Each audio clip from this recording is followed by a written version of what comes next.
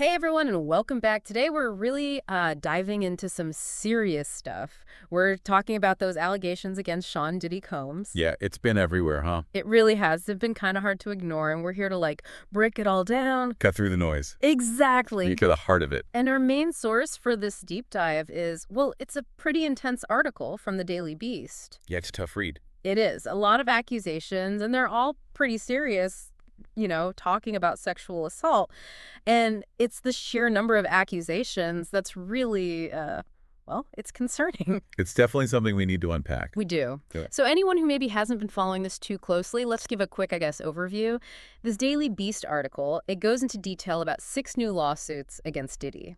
And they all allege, well, like I said, some really disturbing instances of sexual assault. And these new lawsuits, they aren't just isolated incidents. They add on to existing cases. So the total number of accusers represented by this attorney, Tony Busby, is at least 6. At least 6, yeah. And it's important to note that these 6, they're just a fraction of the potential 120 individuals who've actually come forward. Wow, 120. That's... Yeah. So it goes way beyond, just vague claims, these lawsuits. We're talking detailed accusations, rape, drugging, physical violence, even attempts to silence victims. Yeah. Really serious stuff. And to add another layer to this whole thing, Diddy's currently in jail, right? He's facing separate federal charges. And we're not talking about, small stuff either. Sex trafficking, racketeering, it all just adds this whole other level of complexity. It's a lot. It really is. And, before we get too far into it, it's important to clarify a few things, especially some of these legal terms, right? Mm-hmm. For everyone listening, it's important to remember these lawsuits are civil cases. Right. So what does that mean exactly? Well, it means the burden of proof is different. Mm-hmm. In a criminal trial, you need beyond a reasonable doubt. But in a civil case, it's more about whether the accusers can prove their case is more likely true than not. It's a lower standard. Okay, so a lower standard of proof. But these lawsuits, they could still have a big impact on Diddy's other legal troubles. Absolutely, even with that difference. Okay. So to really understand the seriousness of all this, we're going to go into a few specific cases from the article. But, a warning to our listeners, some of the details, they're disturbing. Yeah, they are. One that really stuck with me was this case from, way back in 1998. This then 16-year-old, he was invited to one of Diddy's white parties. Mm.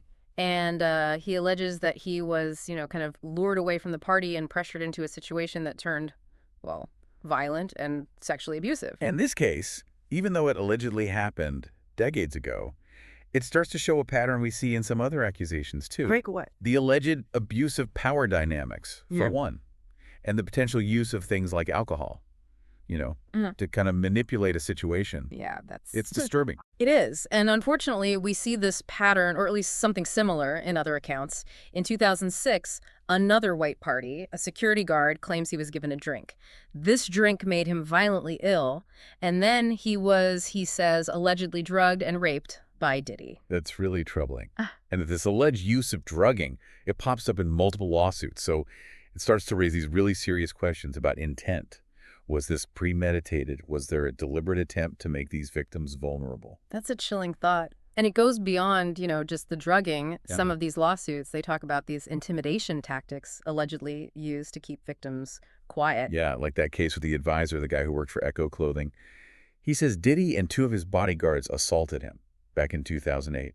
In a Macy stockroom, right? That's the one. And afterwards, he says they threatened him, told him to keep his mouth shut. That's what makes this case so disturbing, Yeah. It suggests this climate of fear, this intimidation that might have stopped others from speaking out. Think about it. That kind of pressure, those threats, it can be incredibly effective. People are afraid to speak up, afraid to seek justice. It's heartbreaking, to think about the impact this has had on everyone involved. Yeah. I mean, it takes a lot of courage for these survivors to come forward, even after all these years. Absolutely. And we need to recognize that courage, their willingness to break this silence. It's crucial. Because these cases, if they're true, they force us to confront some uncomfortable truths. Yeah. About power, about exploitation, about this culture of silence that protects abusers. Let's talk about that a little bit, that culture of silence. I mean, we're talking about the music industry here, right? And it's always seen as this glamorous world, lots of success, lots of money.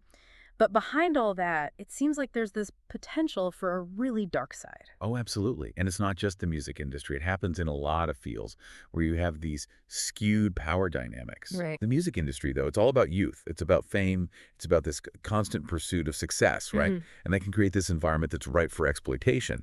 These young artists, especially the ones who are brand new to all of it, they're more susceptible. They might feel pressured to just shut up, to not rock Yeah. the boat, because they're afraid of what it'll do to their careers. Yeah, that pressure to stay silent, it comes up again and again in these kinds of situations. Exactly. It's always there. Victims, they're afraid to come forward because they think no one will believe them, or they're afraid of being judged, afraid of the backlash, especially when you're talking about powerful people. That fear is a huge deterrent. It takes real courage to overcome that, to break the silence. We need to create spaces where survivors feel safe, where they feel empowered to share what happened to them. That's so important. So there's another aspect to this whole thing, and it kind of broadens the scope a bit, because the article highlights two lawsuits that actually bring in other parties. Marriott Hotels and Macy's are named as co-defendants. Yeah, the lawsuits allege that they were involved in creating an environment where these assaults could happen. So it's not just about Diddy himself. It's about the system that enabled him. Right. So in one case, a woman is alleging that she was assaulted by Diddy in a Marriott hotel room, and the lawsuit claims that the hotel, well, they failed in their duty of care. Meaning they didn't do enough to protect their guests. Exactly. Like maybe they didn't provide adequate security or they ignored warning signs, something like that. Right. They're basically saying the hotel could share some of the responsibility here because they allowed this environment to exist. And then the other case with Macy's, that's the one with the Echo clothing advisor. Right, the one we were talking about earlier. He says he was assaulted in the stockroom, and then afterwards he was fired from his job. And in the lawsuit, he claims that Macy's, they pressured Echo to fire him. To protect their relationship with Sean John Clothing, Diddy's brand, right? Right, exactly. And so it brings in this whole other level of corporate accountability to the situation. It's like these big companies, they get so caught up in profits, in protecting their image, that they lose sight of basic human decency. It's like they're willing to sweep these horrible things under the rug to protect their bottom line. It's a lot to wrap your head around. It really is. But it's important to remember that accountability goes beyond just the individual in these cases. We have to look at the systems, the structures, the institutions that allow this behavior to go unchecked. They're all part of the problem. This is heavy stuff, and I think it's easy to feel overwhelmed by it all. But as we keep going with this deep dive, it's crucial to look at the bigger picture. We need to talk about the broader implications and how we can create change. Thinking about all this, it makes you realize the role the media plays. This Daily Beast article, as hard as it is to read, it's so important. It brings these allegations to light. It gives these people a voice. Yeah, investigative journalism like this, it's powerful. It holds people accountable, shines a light on these systems that allow these things to happen. It can be a real catalyst for change.